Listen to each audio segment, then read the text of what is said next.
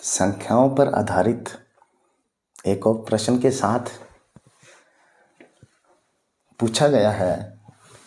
5 अंकों की बड़ी से बड़ी और छोटी से छोटी संख्याओं जिनमें सभी अंक भिन्न हों का अंतर होगा। 5 अंकों की बड़ी से बड़ी संख्या के बारे में भी हम जानते हैं, छोटी से छोटी संख्या के बारे में भी जानते हैं, परंतु इस बार एक नई कंडीशन दे दी गई है प्रश्न में, जिनमें सभी अंक भिन्न हों का अंतर घटा पूछा है। अब बड़ी से बड़ी संख्या, जैसे कि हम पहले लेते थे कि 5 अंकों की बड़ी से बड़ी संख्या है तो 5 बार 9 ले लिया, परंतु इस बार ऐसा नहीं है, अलग अलग अंक है। 5 अंकों की संख्या जो है बड़ी से बड़ी, उसमें सभी अंक अलग है, भिन्न है। तो हमें सबसे बड़ी 5 अंकों की संख्या इस तरह से बनानी पड़ेगी। अब ये अंक भिन्न हो गए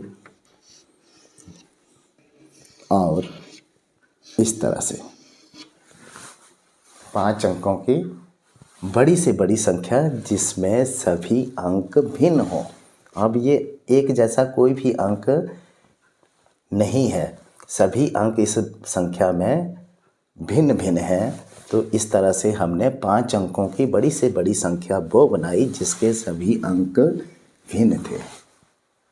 इसी तरह से बोला है 5 अंकों की छोटी से छोटी संख्या, और कंडीशन उसी में इसमें भी यही है कि जिसमें सभी अंक भिन्न हैं। अब बच्चे क्या गलती कर सकते हैं कि जी यहाँ से शुरू कर लेते हैं इस तरह से, और इस तरह से ये क्वेश्चन बिल्कुल गलत हो जाएगा। अगर हम यहाँ पे शून्य रखते हैं तो ये हमारी सिर्फ 4 अंकों की ही संख्या बनी। शुरू में शून्य का कोई तात्पर्य नहीं होता है, नहीं होता है।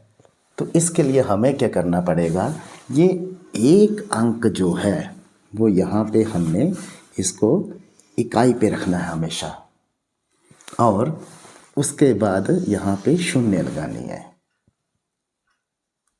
अगर हम इस तरह से ले लेते इस छोटी से छोटी संख्या को तो ये भी हमारा गलत हो जाना था, क्योंकि ये 12,345 हो गई और यहाँ पे ये संख्या 10,234 हो गई।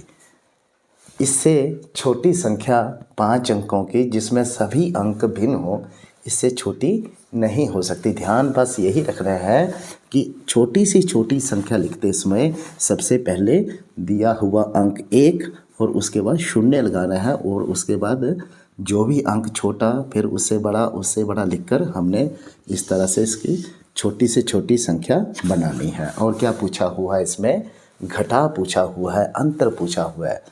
अंतर पूछा हुआ है तो हमें इस वाली संख्या से नीचे वाली संख्या को घटाना पड़ेगा।